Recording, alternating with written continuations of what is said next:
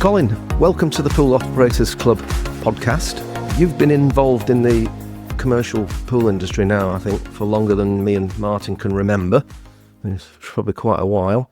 And you've been with Lovibond Tintometer for most of that time as well, I think. And you've also served as chairman on PewTag for a couple of years, and also as past president on the Institute of Swimming Pool Engineers. So that's quite an impressive CV you've got. But perhaps for the viewers or listeners that don't know you too well, perhaps you could just give us a bit of insight into your background and area of expertise, and perhaps how you got into the pool industry, if you would.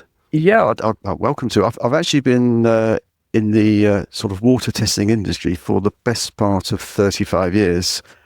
So initially working for a lab supply company called CamLab, and selling into the drinking and wastewater markets. But as you said, I joined Lovibond in 2006 as there was a vacancy for a specialist in the leisure industry.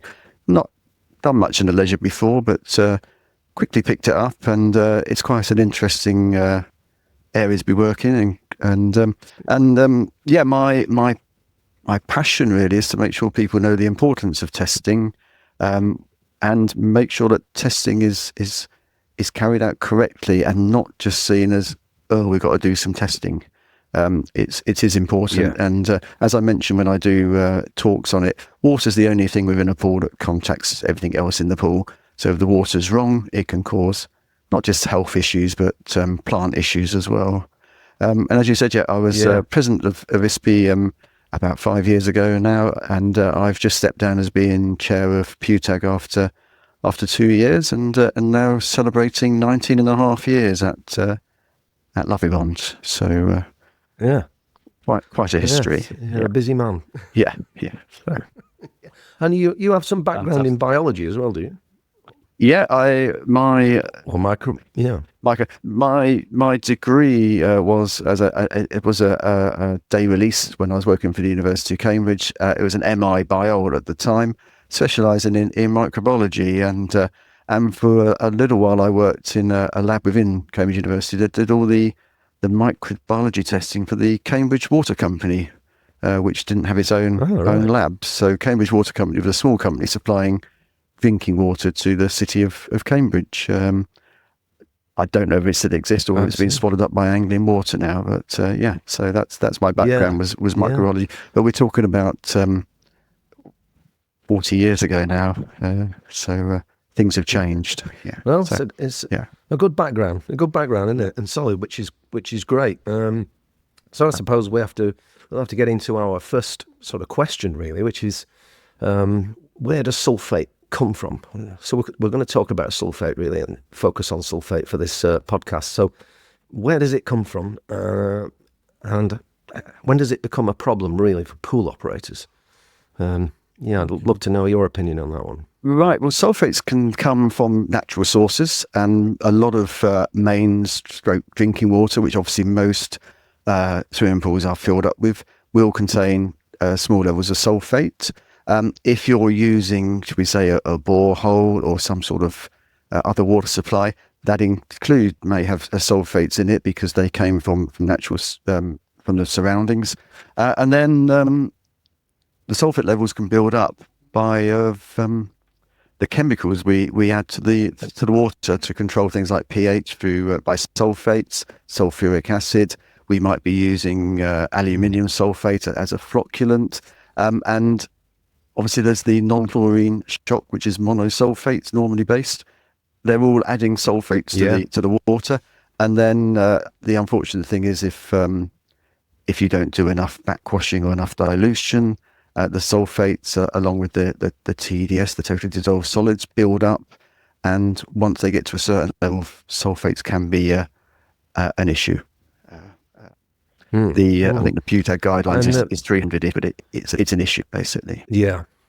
I think Andy, from our perspective, the key thing is when we're delivering the courses, we don't really want the levels to go anywhere above 360, do we? When we're doing our courses, that's what we're looking at. No, that's right.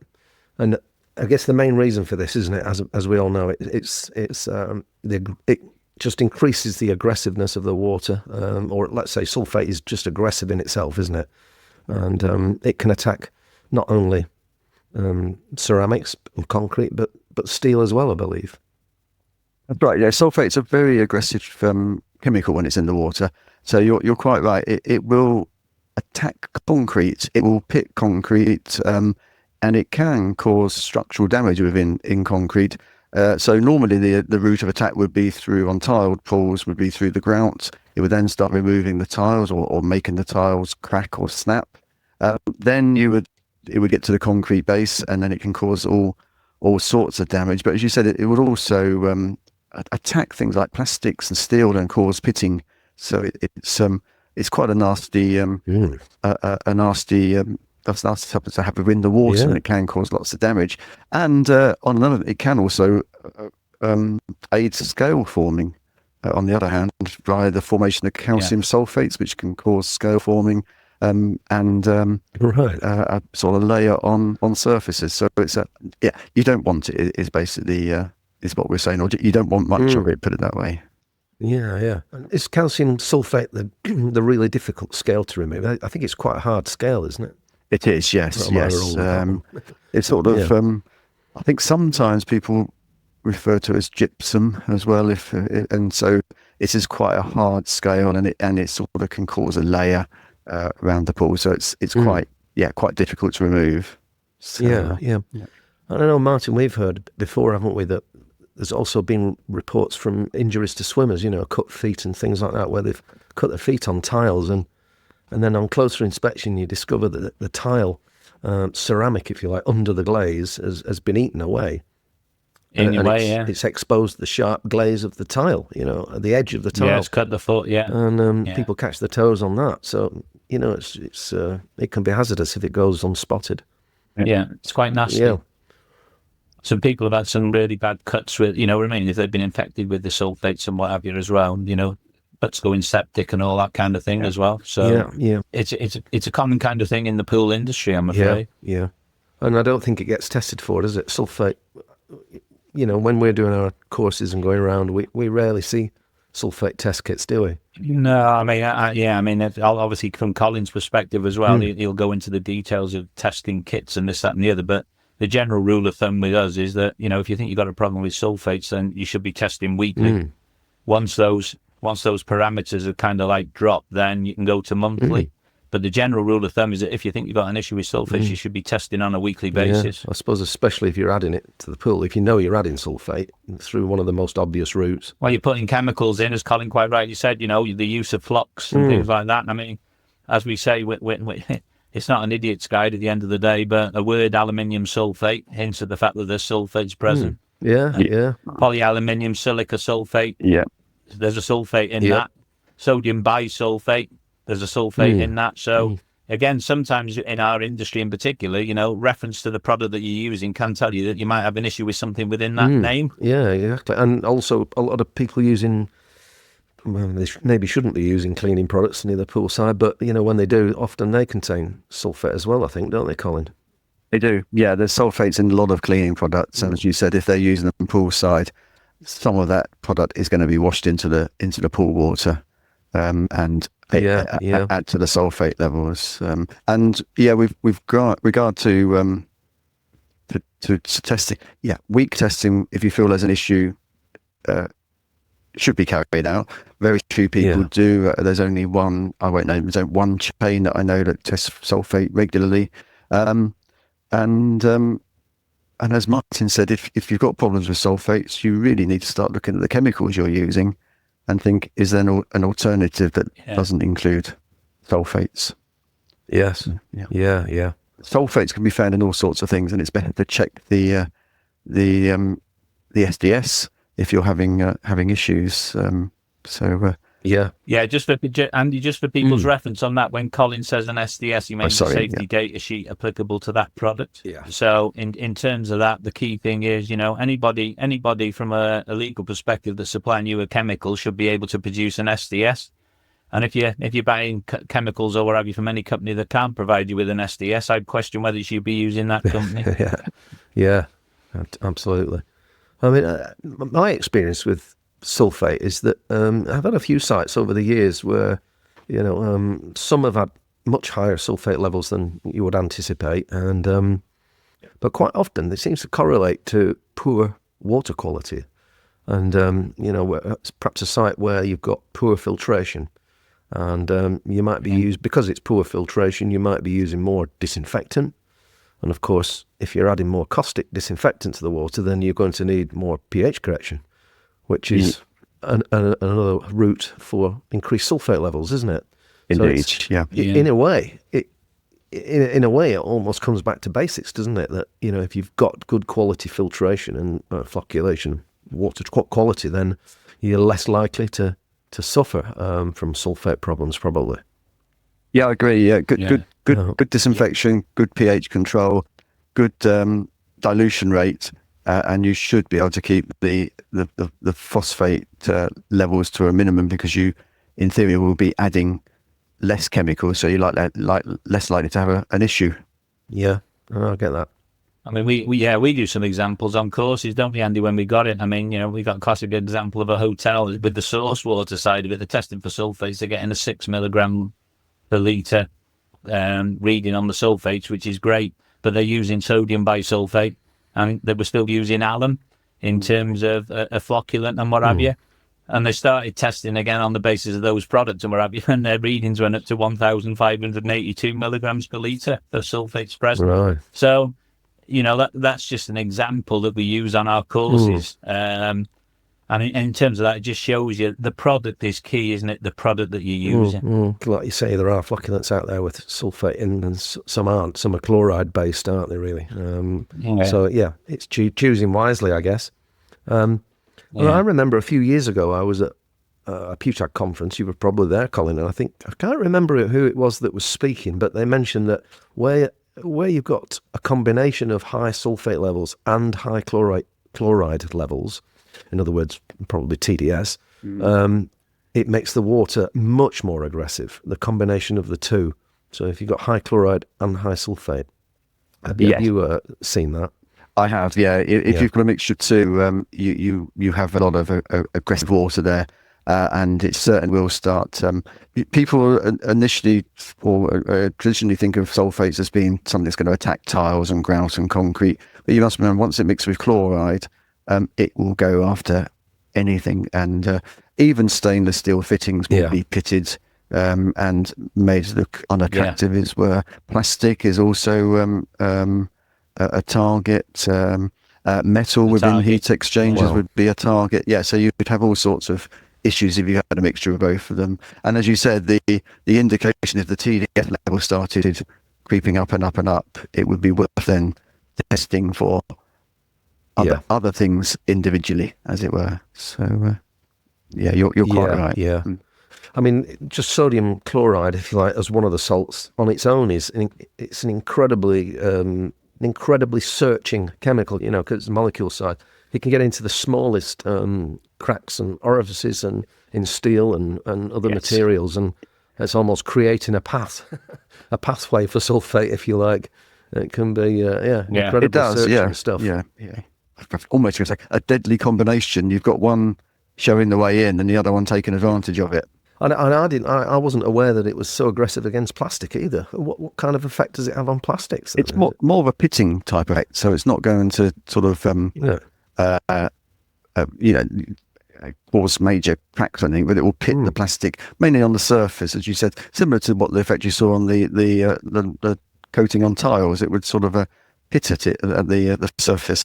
So it sort of enjoys sort of having a go at things, as it were. So when we look at, like we said, the mixture of, if it's a chloride and a sulfate mixture, which is problematic, in a typical pool, how much of the TDS is made up from chlorides, would you say, from your knowledge? Is there an average ratio of how much chloride will be within that TDS reading, or there isn't, I'm afraid, because the TDS varies. Well, the TDS of natural water varies from area to area. And obviously it depends what chemicals the pool are using as well, because every time you dissolve a chemical into the water or add to the TDS, so it's not are straightforward. All TDS levels show you is that the amount of dissolved chemicals in the pools is either decreasing or increasing, but there's not a magic formula to say what it's made of, unfortunately. It's just that if it suddenly goes up and up and up and you can't get it to come down, you need to start thinking, what is this TDS made from and why is it increasing?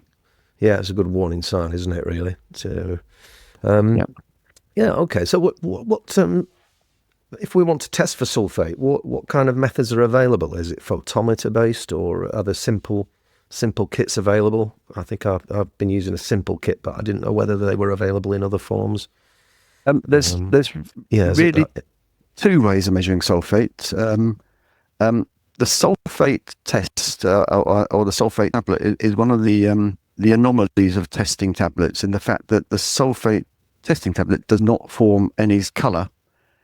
It forms a cloudiness if sulfate is present.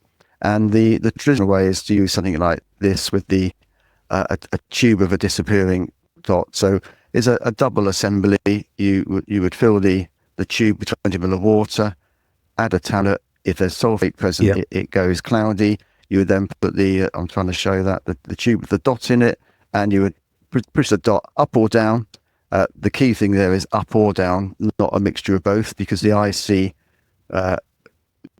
things differently. So you have to choose whether you're going to push the tube down to the bottom and lift it up, just wait for the dot to appear, or push it down and wait for the dot to disappear. And as long as you stick to that one or the other, you'll get consistent readings. And that's by far the simplest and most common way of testing for sulfates. And if you were testing once a week, once a month, I would say that would be a good way to do sulfate testing. The other way is by a photometer, because there's no colour, there's no comparator method.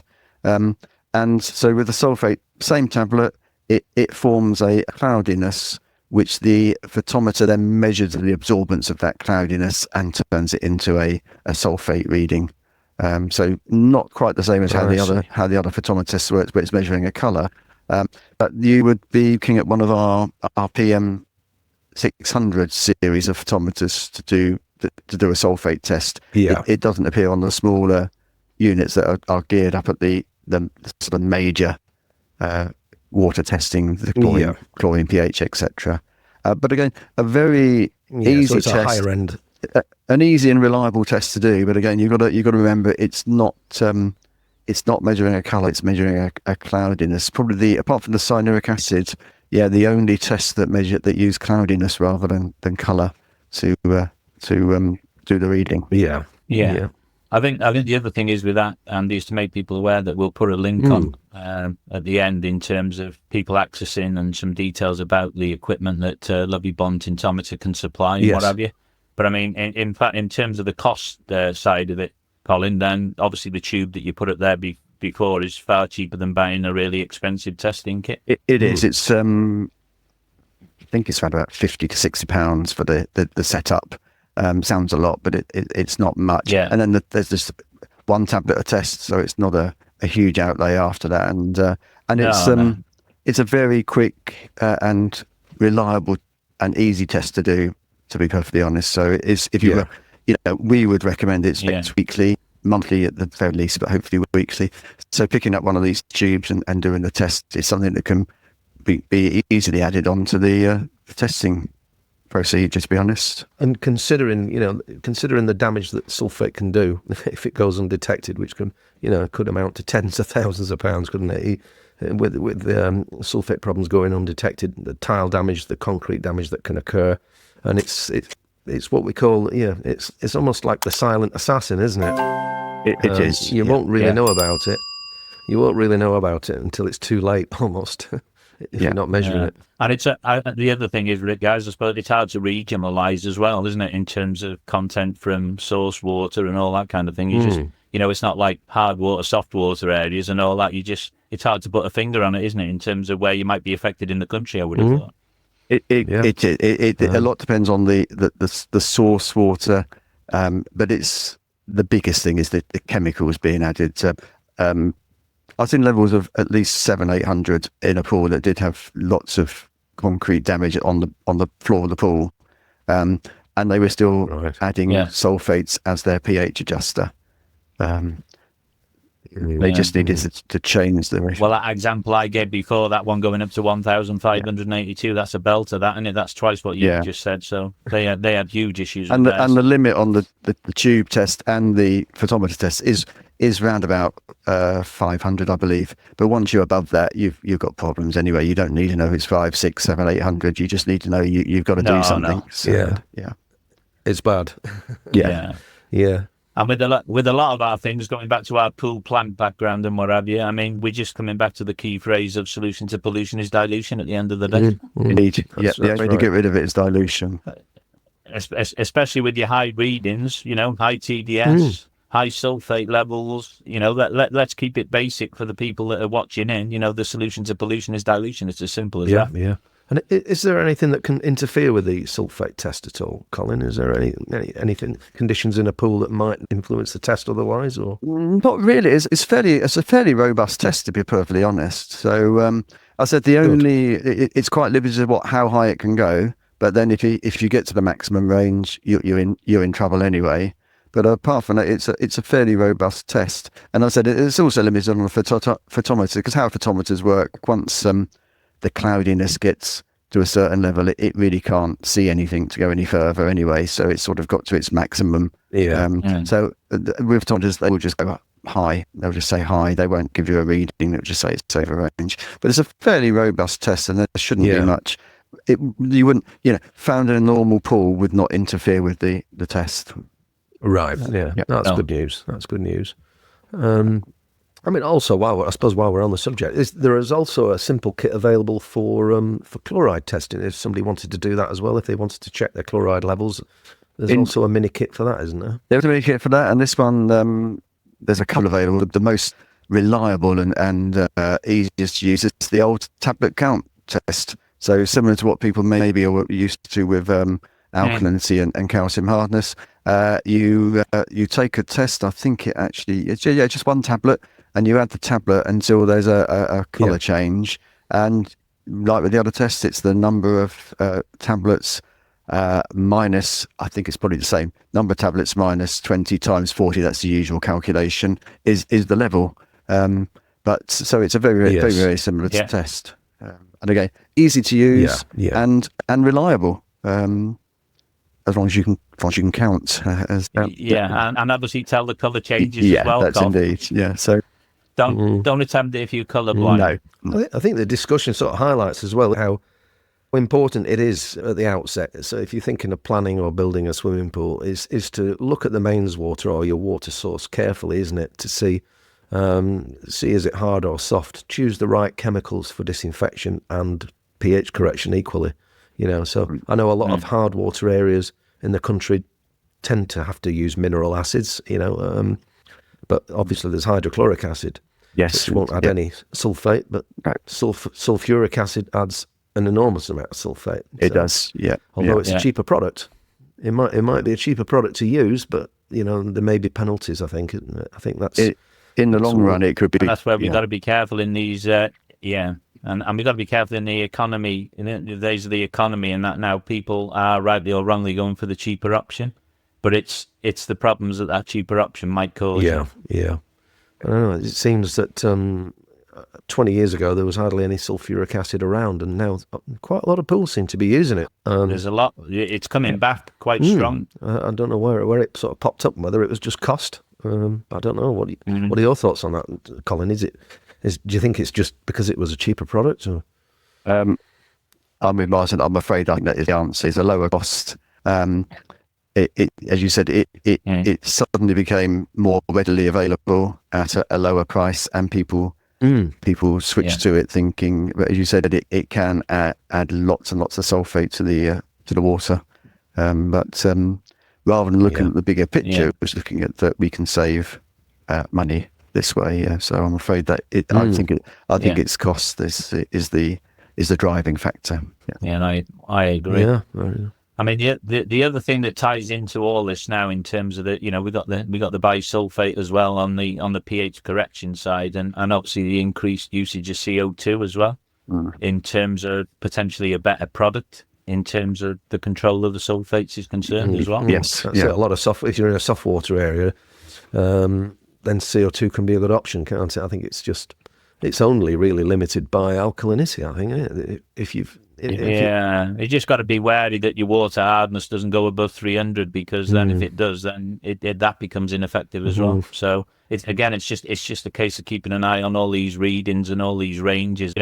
In a lot of cases now, that it might not be applicable like for leisure pools or spas, because as we quite know, these water features will expel the CO2. Yeah, that's the only downside, isn't it? It's not very good, not very effective on leisure pools or spas. Or spas. Yeah. But otherwise, it can be a good option if you've got soft water. Yeah, and the CO2 won't raise your TDS levels either. No, that's the good thing. Yeah. I was going to say, one of the important things, as you said, is checking your source water, because if you have a base level of sulfates, instead of with TDS and calcium hardness and even alkalinity, testing your source water gives you a good starting point and gives you an idea what could be happening and where the issues are. So I think we often sort of say to people about testing their source water, but I'm not sure how commonly that's done or even checked. It's not, Colin, you're exactly right, mate, and it's not done very often. I mean, me and Andy are always pushing the monthly testing of the mains water, and going back to your little gadget that you showed us before in terms of testing it. I mean, if you think you've got a problem, the first thing I'd be doing is testing my source water. I probably wouldn't even entertain the pool water at the present moment in time. It could be the source water that's in the background causing a lot of the issues. Yeah, and you've got periods like this where the weather's been very hot, water levels are low in some parts of the country, aren't they? Sometimes they start moving water around. You end up with different characteristics as well, So, the water shortages. And they're starting to drag from the bottom of the reservoir, don't forget. Which when they're full, they're not doing that, are they? No. Okay, thanks, Colin. That's that's really helpful. Some great information there, I think, for people. And we will put some links to the equipment we've been talking about and the methods. We'll put that down in the description. Shall I send you the links if you want me to? Yeah, if you can do that would be great. Do that by email. Yep. Okay, if you found this video helpful, please give us a like and subscribe to the channel as well if you want to be updated when further videos like this occur. And we'll be back with Colin on another follow-up episode where we're going to be looking into phosphates and the problems that they can cause in swimming pools too. If you want any more information about the Pool Operators Club, then head over to our website and subscribe there, which is at www.pooloperatorsclub.com.